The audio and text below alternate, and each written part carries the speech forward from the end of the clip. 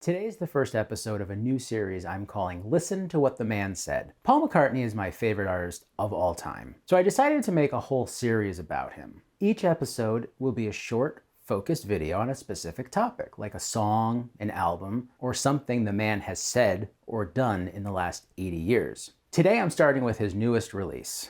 Late last year, Paul McCartney released, according to him, the closest thing we're going to get to an autobiography. I present to you, for your approval, Paul McCartney, The Lyrics. It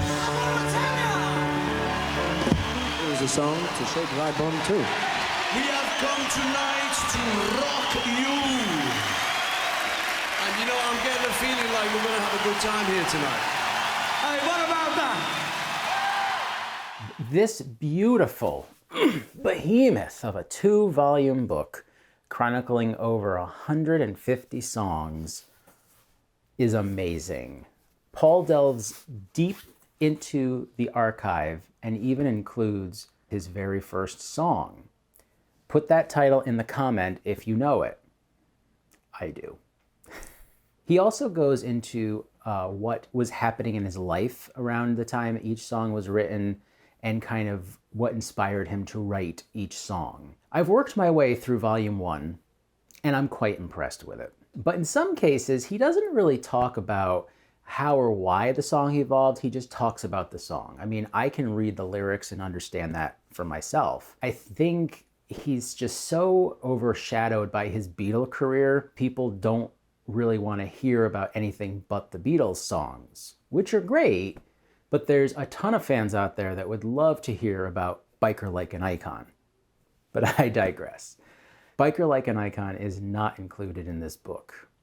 But the good news is I plan on doing a video on Macca's wordplay. He really is a brilliant wordsmith. Biker Like an Icon. See? The book starts out with a quote from William Shakespeare's Hamlet, "To thine own self be true." So I learned a few awesome facts from reading this book that I'd like to share with you. One I had never heard before. It's about how he got the title for 8 days a week. Paul got too many speeding tickets, so the police took his license away for 1 year, so he had to be driven around by a chauffeur. I'd been busted for speeding, so I couldn't drive for a year. I mean, it sounds like an episode of Seinfeld, doesn't it? I was heading out to John's house, and I had a driver, and I just sort of said to him, "How you been going, how you doing?" He said, "Oh, I've been working so hard, I've been working 8 days a week." And then we pulled up at John's place. I said, "Well, right, I've got the title."